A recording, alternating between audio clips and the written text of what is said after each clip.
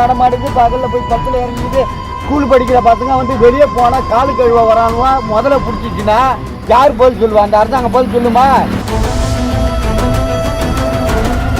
பணத்துறைக்கு எவ்வளவு சொன்னாலும் வந்து இந்த அரசாங்கம் நடவடிக்கை எடுக்க மாட்டேங்குது. பாரு, இதே இருந்துட்டு அங்க போகுது, அங்கே இருந்துட்டு இங்க வருது.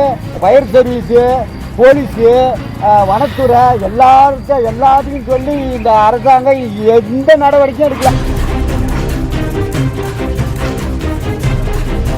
ஊருக்குள்ள முதலை உலா வருதா? பதைப்புல ஆழ்ந்திருக்காங்க கிராம மக்கள்.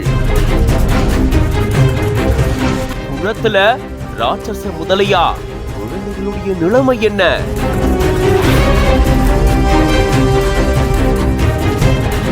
அச்சத்தோட கோரிக்கை விடுத்திருக்காங்க பொதுமக்கள்.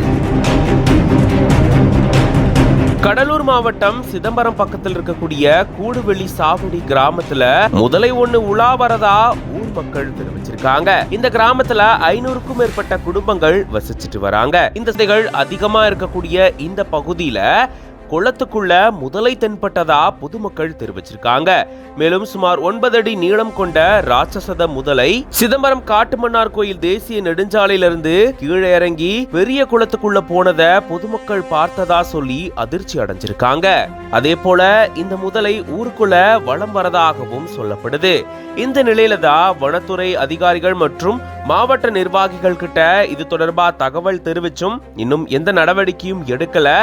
கூடிய சீக்கிரம் இங்க இருக்கக்கூடிய முதலைய அகற்றி வனப்பகுதிக்கு கொண்டு போகணும் அப்படின்ற கோரிக்கையை தான் பொதுமக்கள் முன் வச்சிருக்காங்க.